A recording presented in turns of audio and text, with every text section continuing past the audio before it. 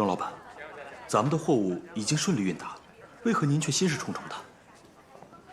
哎，陈兄弟，你知道我为何将其他人支开，只带你一人来此处吗？因为我想带你去见一个人。哦，是谁？此人乃大冢仔身边的红人，说话很有分量，日后你难免要与他打交道。庄老板，我们不是帮官府做事吗？为何要和大冢仔的人打交道？很快你就明白了。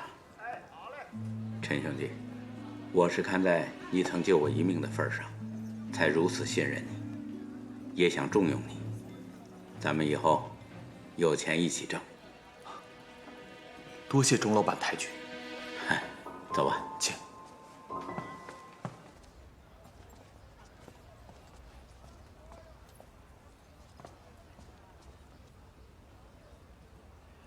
哎，钟老板，哎呀，我这伤口又流血了。如此狼狈，见他也不妥，你还是赶紧找个大夫包扎一下吧。是，去吧。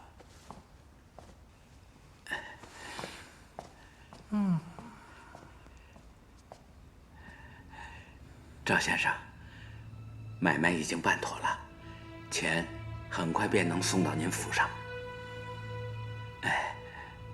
钟老板，我有那么可怕吗？我又不会吃了你。不是，小的身体不好。你知道的，我也是奉命行事。只有如此，才能保证你们对大冢仔的忠心啊！是。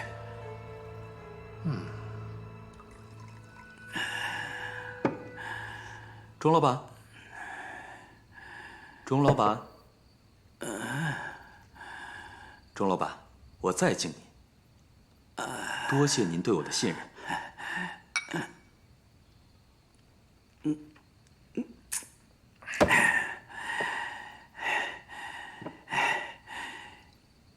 你说，咱们这样的出生入死容易吗？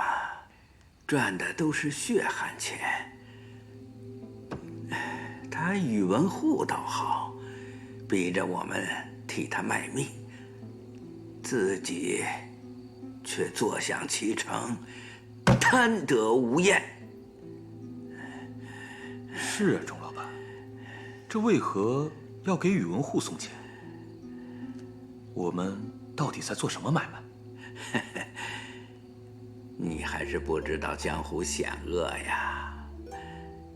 他宇文护上下勾结，中饱私囊，逼我们给他铸劣钱。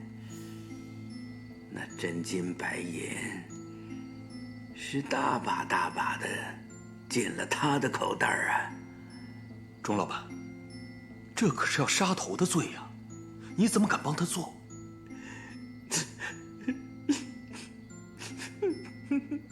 你以为我想啊？那姓赵的给我们下蛊，还拿我一家老小的性命相威胁，我不敢不从啊！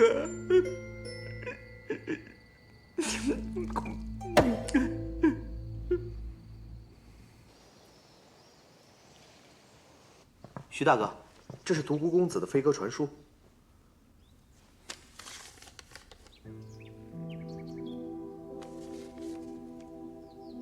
你即刻赶往百草谷，找方裘大师，请他尽快赶往齐州，与独孤公子会好。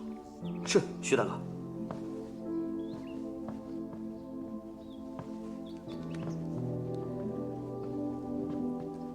徐大哥，徐大哥，找我们来有何事？快请坐。经我们调查发现，各州郡官员大多资产丰厚，偷建私库者有之，广置地产者有之，奢靡无度、斗富成风的也不少。我们现在已经增派人手，加快调查，绝不放过任何一个贪官。这样的世道，这些人还如此贪婪，真是如嗜血的恶鬼。徐大哥，我们一定要追查到底，不论多难，都要让这些贪腐之人受到惩处，让百姓脱离困苦和欺压。正因世道太乱，这些人才会及时行乐，肆无忌惮的敛财。人的欲望是无穷的，没有制约又谈何底线？或许是我大周律法太过松弛，才让这些人有机可乘。而且这些官员看似各为其主，但多为宇文护的党羽。若能趁此机会严惩贪官，不仅能打击宇文护一党，更能震慑四方，警戒所有官员。还有，正如伽罗上次所言，官员借大兴土木之时敛财已成常态。我会向天王一一禀报的。看来这次势必会掀起一场大风浪。如此，我跟伽罗便先回去复命了。你在门外等我片刻，我有话跟徐大哥说。好。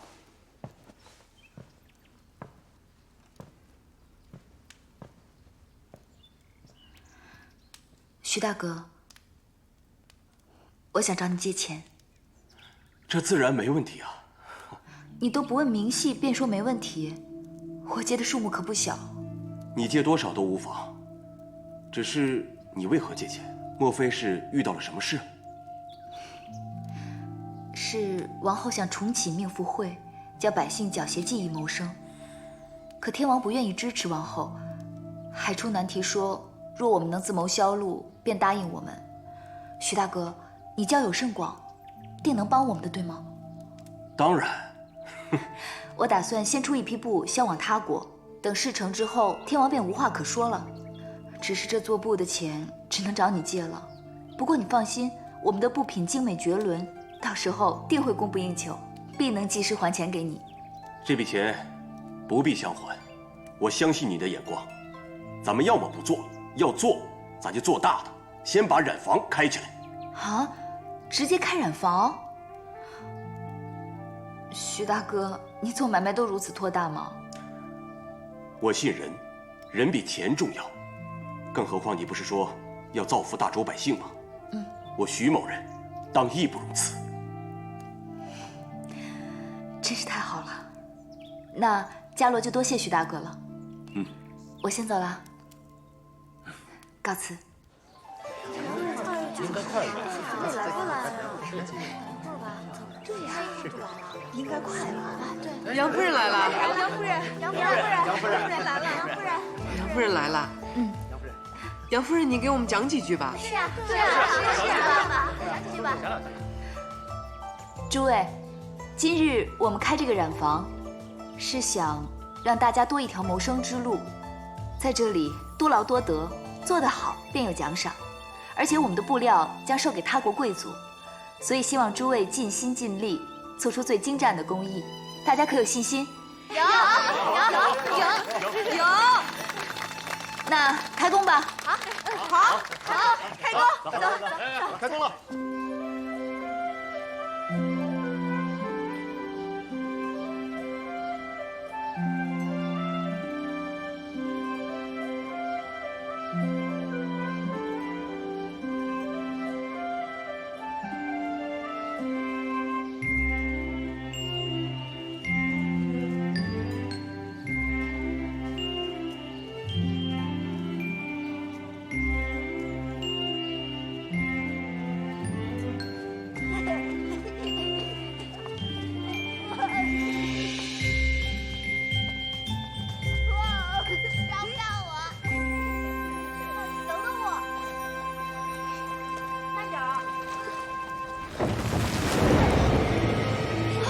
小心！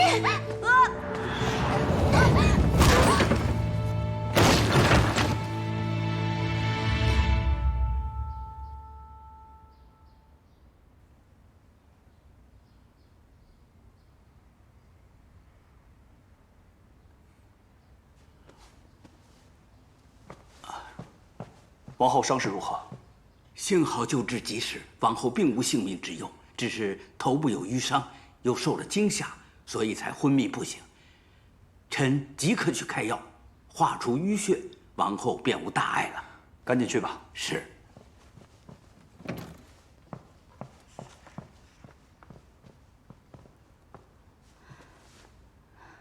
天王，都是伽罗之过，是伽罗将王后带出宫，却没有照顾好她。请天王赐罪。若他不想去，你如何能带走他？这是他自己的选择，怨不得别人。把伽罗扶起来吧。起来吧。谢天王。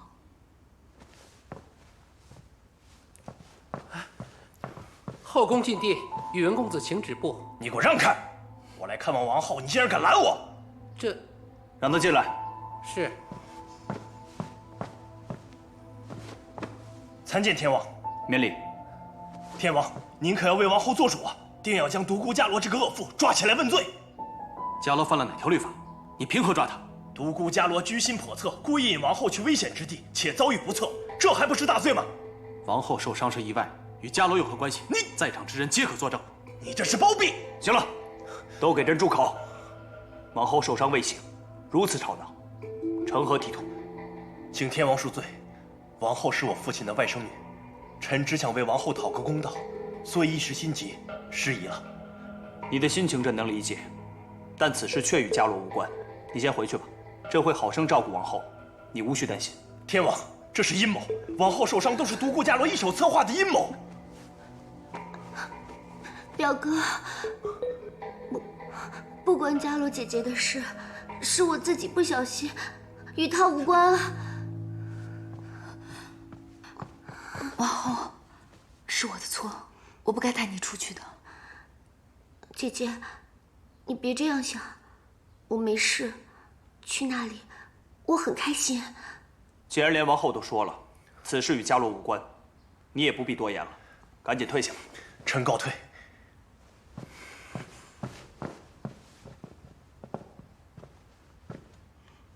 既然受了伤，就安心静养，私自出宫之事可既往不咎，但下不为例。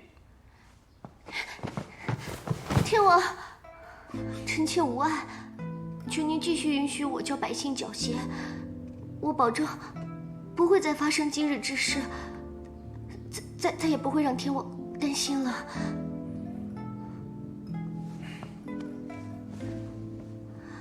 你是大冢宰举荐的王后，若你有个三长两短，会牵连诸多。正如你刚才所见，那便立字为证。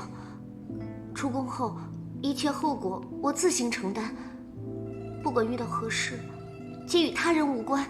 等你痊愈后再说吧。天王，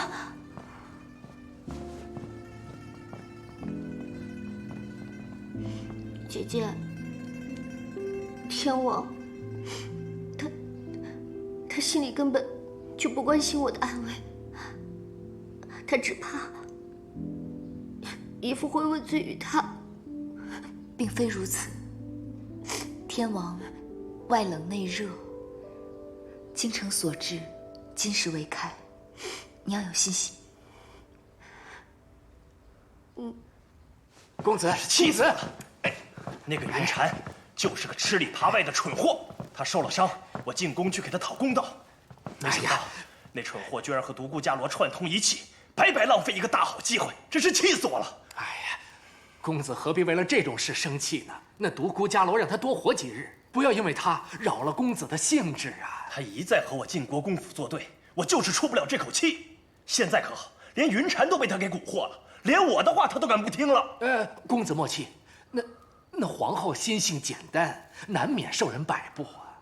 棋子就是棋子，不听话，要他有何用？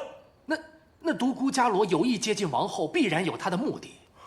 公子不妨稍安勿躁，静观其变。不行，我就不信了，我还收拾不了一个女人。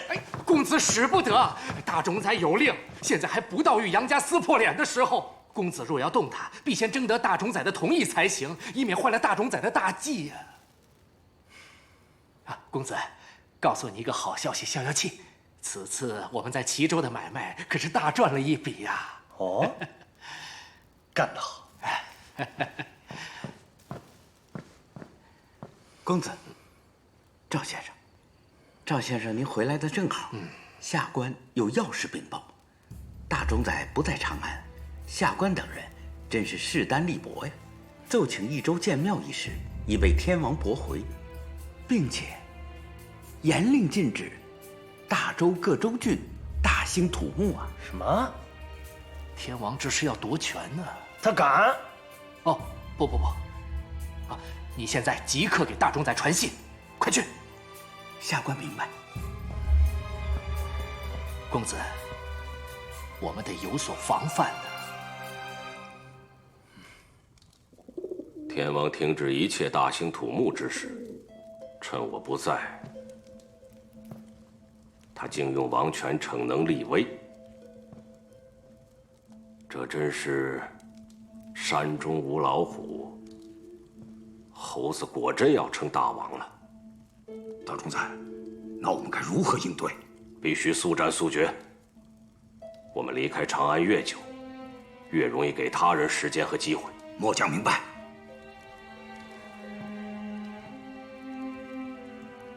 告诉他们，丁金宇文玉一有异常，立即来报。是。与你安插在徐知信身边的细作联络，让他尽快打探出齐军的作战部署，越快越好。是。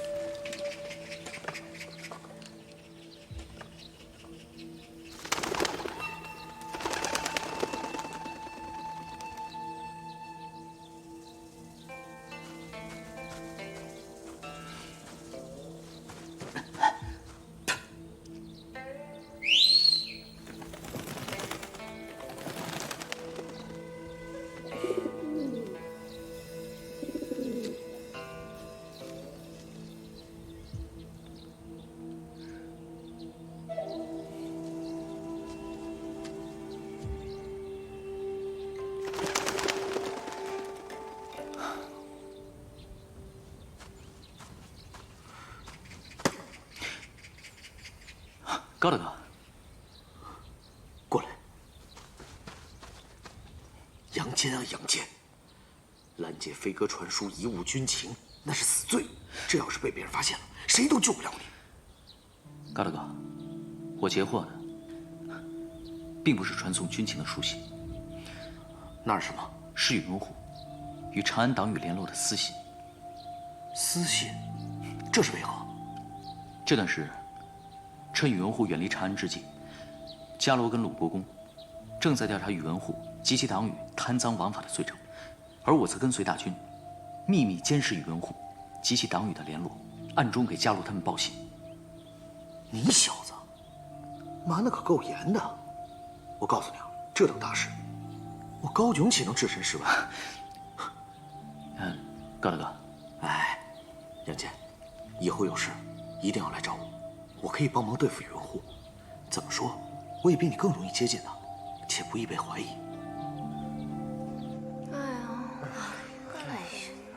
真是，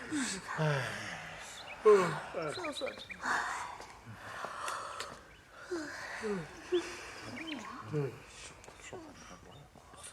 对呀。诸位，染坊暂时不能继续经营下去了。不能经营？为什么？实在抱歉。姐姐，这件事情怨不得你。王后在这里受伤，染坊要关闭也是没办法的事。你为我们付出了这么多，你没有对不起我们，是我们应该感谢你。唉，好不容易有个盼头，才这么几天就……是我没有考虑周全，才会发生这样的事。姐姐，这并非你的错。你跟王后教会了我们这些，让我们有了一技之长。即使你跟王后都不在这里，我们也会坚持下去。为了你们，更为了我们自己。杨夫人和王后为我们付出了这么多，若是我们就这样半途而废，岂不是枉费了他们的一片苦心？我们有手有脚，只要我们坚持下去，我们可以做得更好，对吗？对，是不是？我们行，我们可以的。对，是，我们可以的，我们可以。是啊，杨夫人，是啊，我们拆了做吧。杨夫人，请你不要关闭染坊，让我们坚持下去。是啊，杨夫人，对呀，杨夫人，杨夫人，别光推人好了，相信我们一定会好的，杨夫人。做好的。哎，下雨了！大家看呐，老天爷都被我们感动了，我们一定要坚持。对，是啊，对呀，是啊，杨夫人，我们能做到的，对，我们可以的，一定得坚持。一定行的。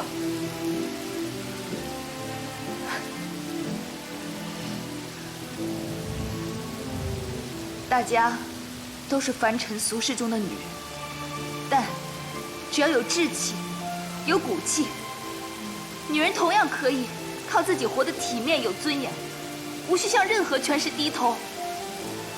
我们越是惧怕，反倒被打压得越惨。我们什么都不怕，就无人敢仗势欺人。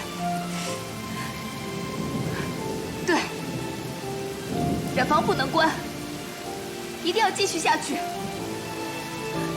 你们做得到吗？能做到，对，有信心吗？有。杨夫人，相信我们，我们能做到的。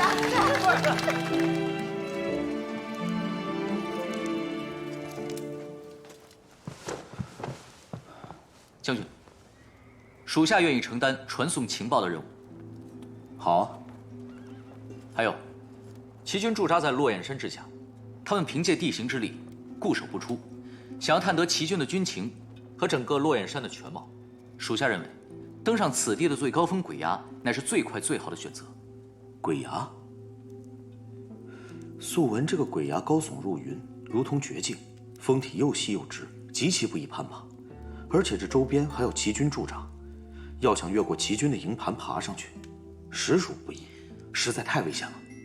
正因为太危险，所以齐军必定料想不到我军敢轻易攀登鬼崖。属下愿意前往，请将军准许。将军，在这鬼崖之上，视野辽阔，对于全盘探查齐军的部署大有帮助，而且探得的情报也会更加准确。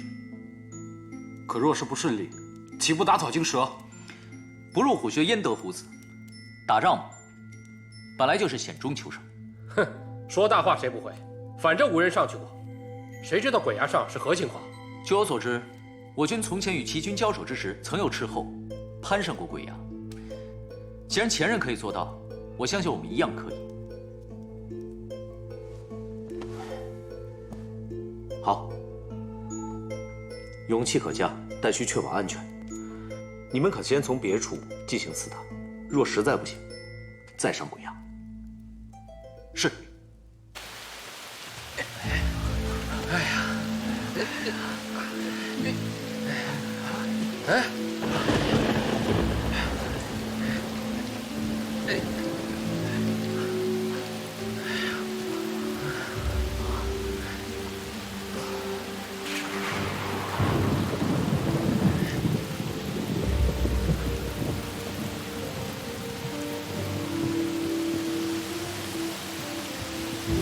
兄弟们，从这儿上去吧。这种天气，爬这样陡峭的悬崖，太过危险了。难道为了任务，就要置兄弟们的生死于不顾吗？对呀，既然参军，哪个任务不危险？我们既然身为斥候，便要职责在身，应以大局为重，怎能贪生怕死呢？况且我们好不容易突破了齐军的营盘，来到这里，轻言放弃，岂不太可惜了？也不急在这一时啊！我看，不如等明日雨停了，我们再来。那你们是否知道，正是因为有这雨做掩护，敌人才不易发觉我们的行踪，必须立刻上去。此刻是最好的时机。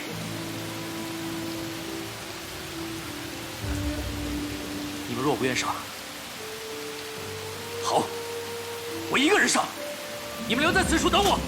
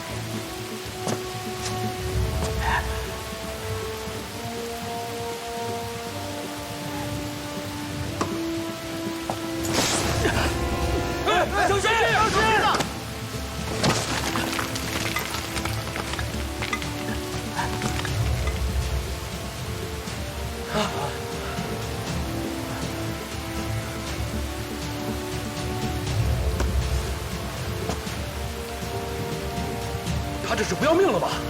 啊！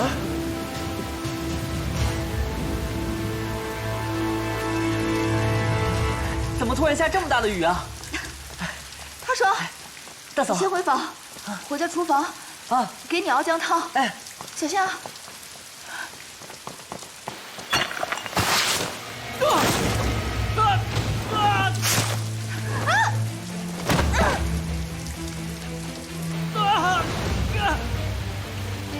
大郎，你一定要平安归来，我会在家等着你。老天爷，一定要保佑伽罗和孩子平安，也要保佑我能平安的回去与他们相见。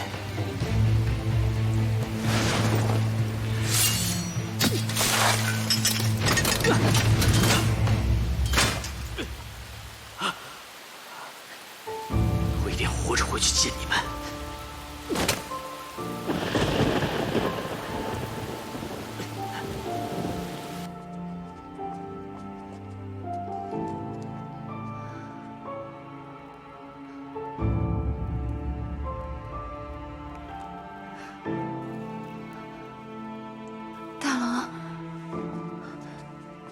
大嫂，贾洛，你没事吧？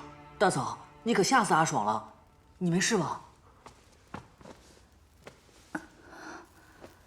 阿爽，我没事。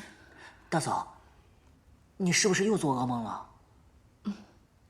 父亲，我梦见大郎了，可有大郎的消息吗？没有。不过此时没有消息，也算是好消息了吧？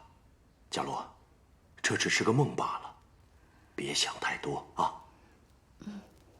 贾洛，为了大郎，你也该好好保重，特别是为了肚子里的孩子。幸亏这次没出什么差池啊，万一有个闪失，你让为父如何向大郎交代呢？朝堂的事，既非你能力所及，你就在家安心养胎，如何呀？是，让父亲担心了。伽罗，我知道你一向生性倔强，自有主见。若是你心里认准的事情，即便嘴上不说，心里也自会有想法。但是，此事啊，非同小可。你若是再不以身体为重，就莫怪父亲严厉，我可不会再纵容你了。是，伽罗谨遵父亲教诲，让父亲担心了。您放心，就算不为我自己，也要为我肚子里的孩子着想。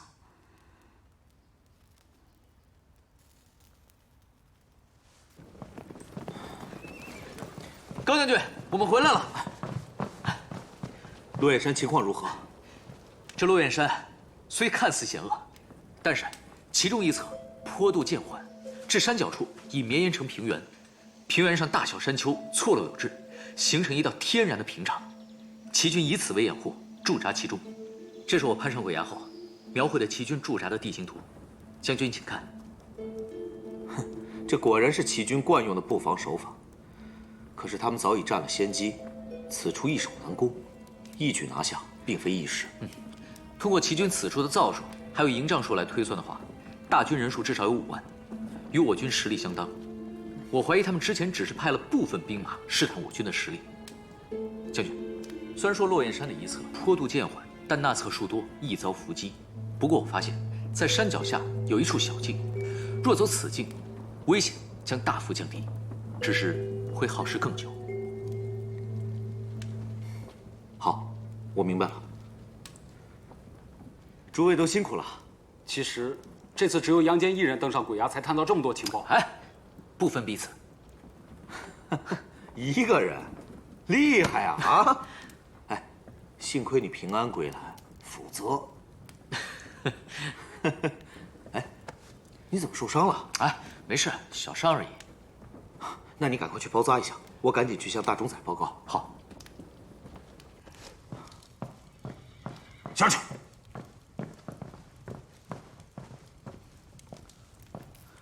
大冢宰，我们的细佐来消息了，还有长安的来信。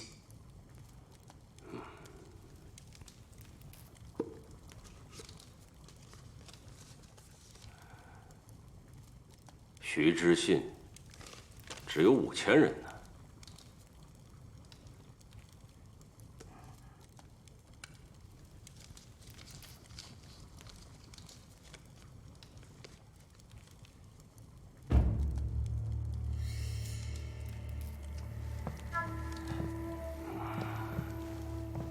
大总裁，出什么事了吗？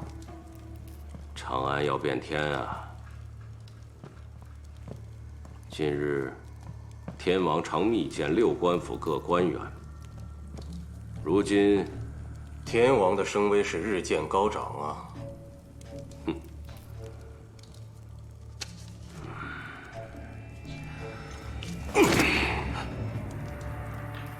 大总裁，天王威望再高，在您面前也如同蝼蚁，何惧之有啊？蝼蚁尚能撼动长城，更何况在天下人眼里，天王毕竟是天王。大总裁，你有何打算？速战速决，尽快回长安，穿越山脉进攻洛阳，打败齐军后，立刻回朝。是。禀大总宰，高将军有事求见。让他进来。是。大总宰，车后探回来报，在洛阳山附近发现齐军约有5万兵力驻扎，若绕山脚道走，虽然耗时，但我军安全有保障。5万？对。绕山路走？正是。是谁打探回来的消息？是杨坚吧？让他过来。是。大总裁，您是如何知晓的？我军中有何人？难道我会不知？况且，他是隋国公的儿子。哎，无需太麻烦，不知情的误以为我折了手呢。李将军，杨坚，大总宰找你，随我来。肯定是你爬鬼崖探消息有功，大总宰这是要赏你啊！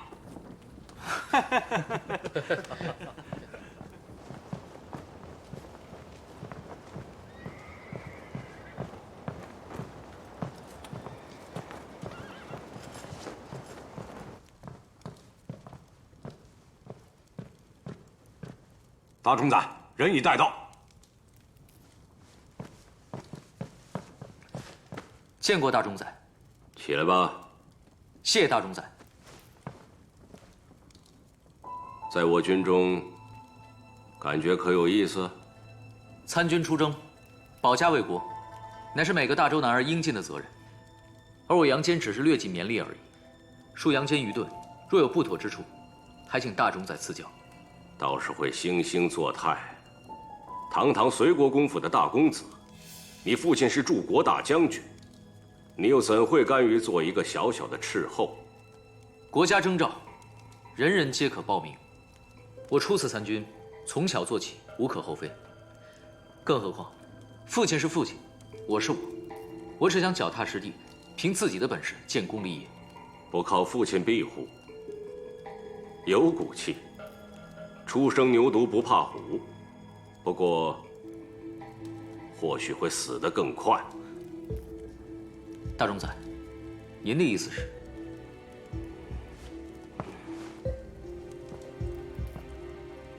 齐军明明只有5000，你却探出5万，直穿山脉，明明可以直捣黄龙，你却说绕道而行安全，延误战机。罪责严重，你是愚蠢呢，还是诚心？事关重大，我怎能置数万将士的性命于不顾？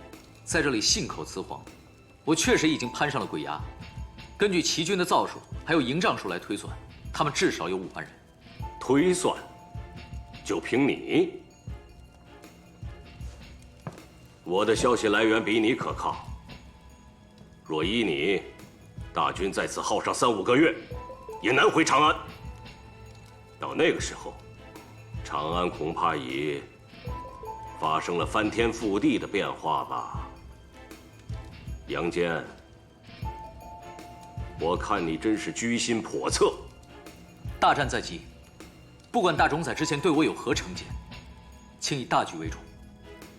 属下刚才所说句句属实。众斥候陪我一起查探，他们可以为我作证。我是主帅，就凭你也敢教训我？杨坚，你谎报军情，军法处置。来人，在。拖出去，杖打100。是。等等，大冢宰，杨坚经验尚浅，被齐军所迷惑，军情有误，虽有错，但罪不至杖罚100，这样会出人命的。再说了，现在正值用人之际啊！大冢宰，杨坚是我部下，他若有错，我也难逃其责。若大冢宰要杖罚他，我愿一同领罚。高炯，你父亲与隋国公向来交好，你与杨坚又是这般兄弟情深，有错同当。你们的父亲此刻在长安，定也沆瀣一气，共谋大事吧？大冢宰，我不知道您所指何意。大冢宰，一人做事一人当，此事与高将军无关。杨坚甘愿受罚。大冢宰，大军出发在即，处罚过重，恐乱军心。若是打出人命来，日后必惹来非议。不如从轻处罚，不知大冢宰意下如何？高炯，你用不着急于揽过。你若是错了，我一样军法处置。但这次犯错的是杨坚，不受罚，难以服众。但念他初犯，姑且从宽。拉出去，杖打20。是。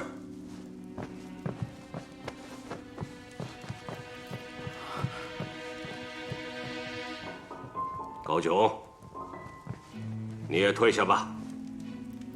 记住，管好你的部下。是，大冢宰。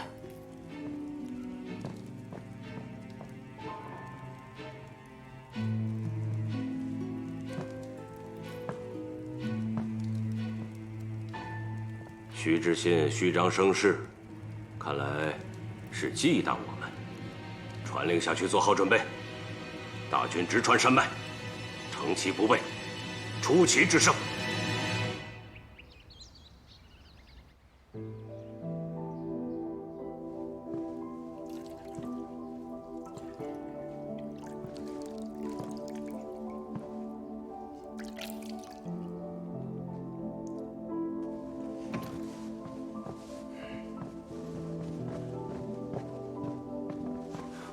太子的病如何了？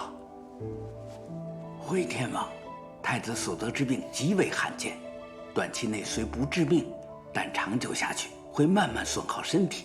臣也仅在医书中见过类似病症。既有记载，为何迟迟都治不好？回天王，医书中虽有记载病症，但却无治疗方法。况且只有寥寥数人患此病症，并无治愈先例，是极难医治的一种病啊。那依你之见，此病就无药可治了？臣等近几日已研制出几种药，只是从未试用过。如今太子身体尚弱，怕贸然用药会加重太子病情。臣等想找几位宫女、内侍或是死囚，让他们感染此症，为太子试药。不可，找人试药，虽为救人，稍有不慎也是害人。你们回去另想他法。臣等遵命。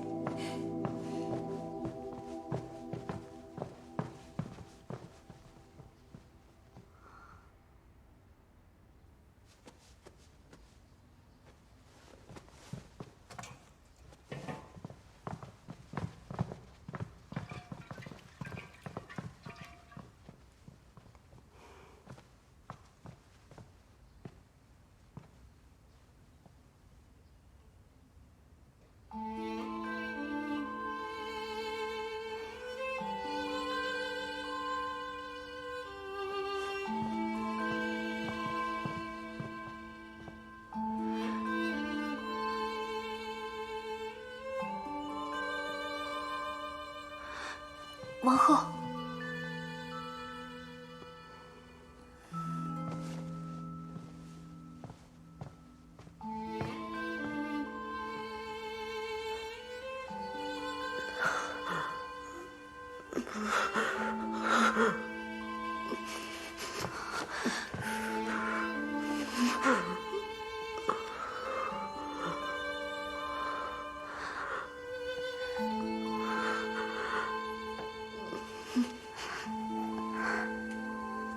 仙儿，别怕，母后在这儿陪你。